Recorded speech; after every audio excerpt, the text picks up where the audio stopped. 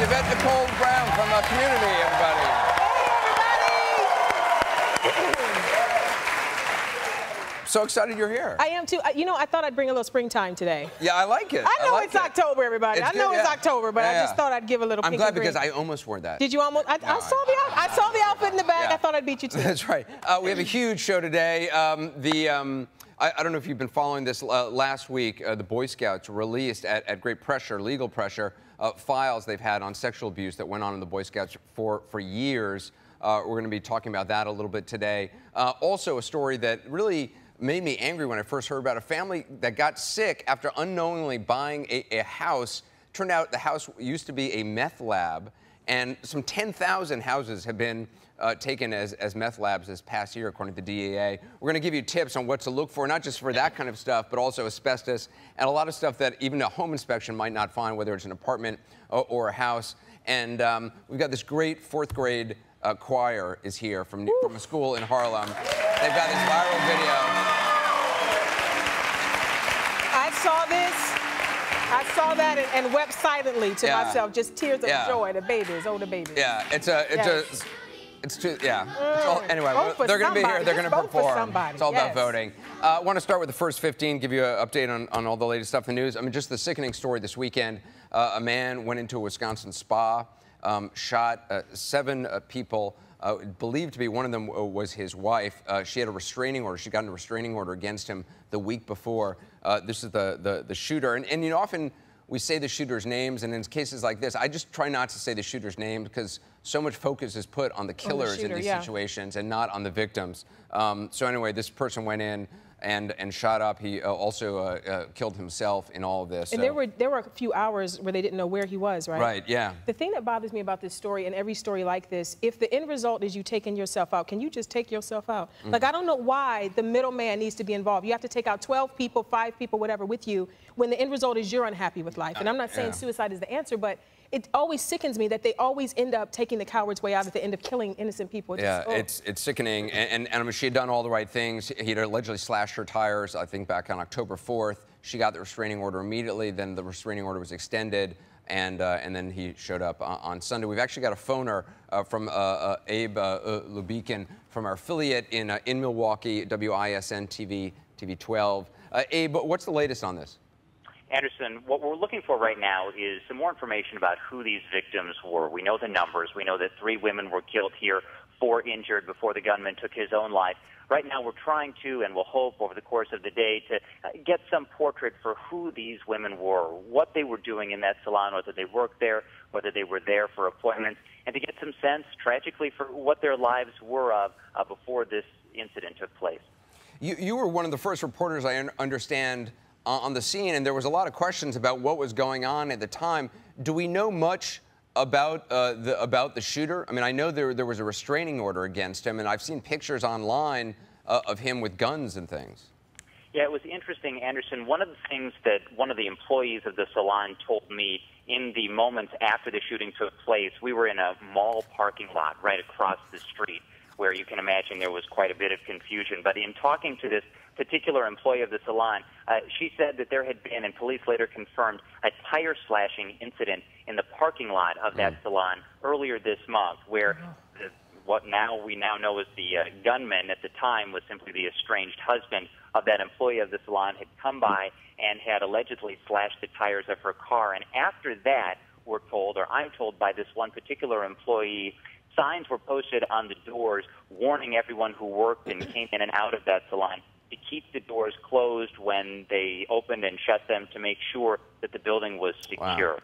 Wow. Abe, we'll continue to check in with you throughout the day. Abe Lubikin from our affiliate WISN TV 12. Appreciate that. Also, obviously, tonight is the big debate. Yes. The last presidential debate, the last of 3. We've had 1 vice presidential debate. This is the 3rd presidential debate. Are you all going to watch? Are you all excited about this? All right. This one, the focus is on foreign policy.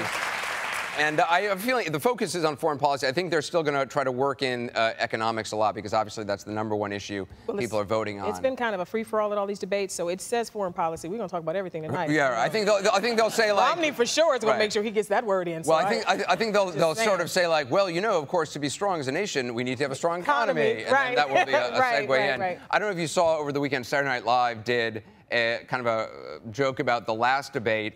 Let's just take a look at what they did on SNL this weekend. You have never, in your life, even once, used the phrase terrorist act. Get the transcript. Get it. Governor, he has, in fact, used the phrase terrorist act. Candy, no. Candy, come on. I'm afraid he did. Candy, please. Candy.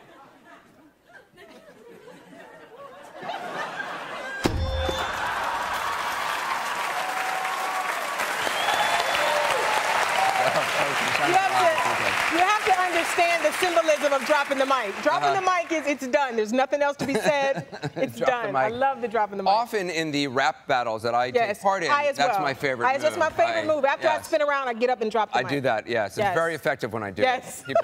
People back away. Yeah, I often win my hip-hop rap battles. Yes, me like as well. That. Me as well. Yeah. The other a sad story out of Texas, too, out of Dallas at the State Fair, Big Tex, which has been around, I think, since the early 50s or 60s, if I'm not mistaken, burned. Big Tex was like this landmark. There's a giant Big Tex burned over the weekend. And the guy who voices Big Tex didn't know that he was burning. So while he caught fire, he was still giving the daily, like, hey, welcome to the fair. Right, I always thought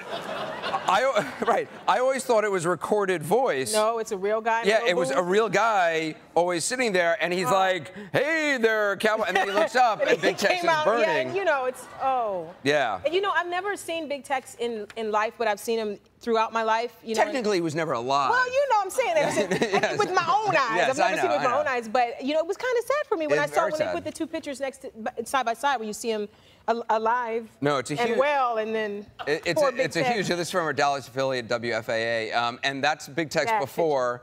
Big Tex. They say though Big Tex is going to rebuild, so that's the good news. And a lot of people have been sending us tweets. Our viewers have been sending us tweets of themselves in front of Big Tex, because this was the kind of thing anybody who went to the fair, you'd always say, oh, let's meet in front of the Big Tex. And so these are from some of our viewers. This is from, let's see, Elaine Liner. He got fired. He might have gotten fired. Yes, that's very possible. Nicely done, sir. Thank you. Nicely done. Stop the punishment, please. Also, hello, how are you? How's it going? He's cute. He's cute. I like it. Your laugh is almost as good as mine. No, sir. No, nothing tops yours. But they are going to rebuild Big Tex, so that's the good news. Yes. Yes. The other story. Oh, okay. This is another video. I know. The other thing is, you know, when there's tragedies, people put memorials. Well, for Big Tex, they've been doing makeshift memorials as well of like flowers, but also corn dogs. Which I kind of like. That's awesome. Yeah. Gone too soon. Gone too soon, Big Tex. I raised a corn dog to you. 60 years.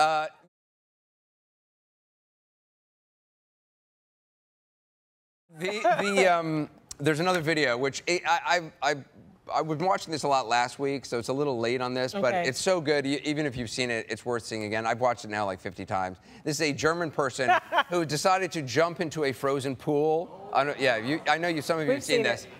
Yeah, he's quite pleased with himself. Yes. And he's just going to do a cannonball into the pool and watch. Oh!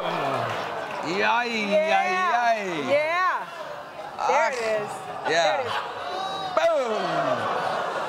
The question is, and I don't know, maybe it's a pool, not a pond or a lake. Right. Isn't it bad to jump into water anyway when it's frozen? It's not a good idea. It's like it's not a good idea all around. There's a lot of levels of wrong in this video. So do not try this at home. Yes. The other thing I got to say is there's this a trend now at what do they call them? A baby shower. A baby shower. I always get it confused with bridal showers. At baby showers, you know, people bring gifts and stuff. Have you heard this new trend of these baby cakes? Take a look at the pictures. You guys just gonna prepare yourself. They have newborn cakes. Yeah. That's the good one, guys. That's and look the good one. Do we have the picture of the other one? Yeah. That's appetizing. Yummy. And people, you bite into them and you eat them.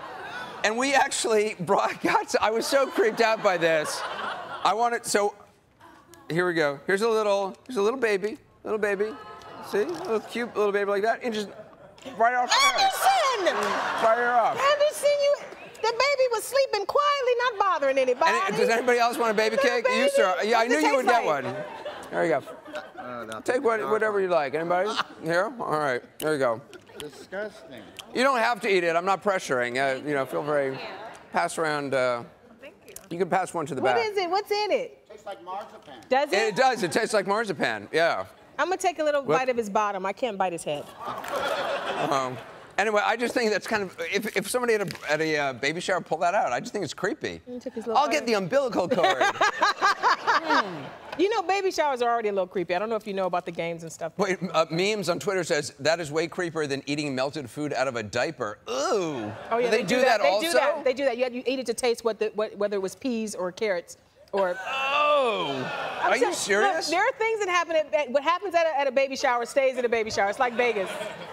You will be They changed eat out if of you a go. diaper? Look, don't judge what happens now. This woman is pushing out a human being. Whatever makes her happy. Wow. That was not very tasty. No, it is. It's marzipan, basically. Yeah. Yeah. I needed the sugar. You need the sugar? Good. Well, we got plenty of babies if you want to eat more babies throughout the show. We've been getting a lot of comments on Twitter and Facebook. People saying, why do we only have famous people who are co-hosts? Why not we have viewers as well? We debunked that today. There's no... No. So Heather Shepard from Vermont tweeted this. If you ever need a funny, rotund white girl from Vermont to co-host, I'm your girl. Oh, Charlotte Moraine in Montana tweeted us, my dog is sticking her tongue out. My dog is sticking her tongue at you because you won't let me co-host. So we decided we are announcing our Anderson Live Viewer Co-Host Challenge. Awesome. Throughout the next month, go to AndersonCooper.com to upload your audition video. Make us a video. Explain why you would make a good co-host. Try to make it funny or just try to get your personality to come across. Just make a video, That's awesome. submit it to us, and we'll have viewers vote for the winner. That's awesome. Yeah, it's going to be a lot of fun. Can I submit myself again? Sure, you're welcome back anytime. I'm going to use this tape as my audition. All right, that's very right. All right, we're going to take a quick break. Up next, more of the first 15, including a controversial photo that's making headlines. We'll show it to you. We'll be right back.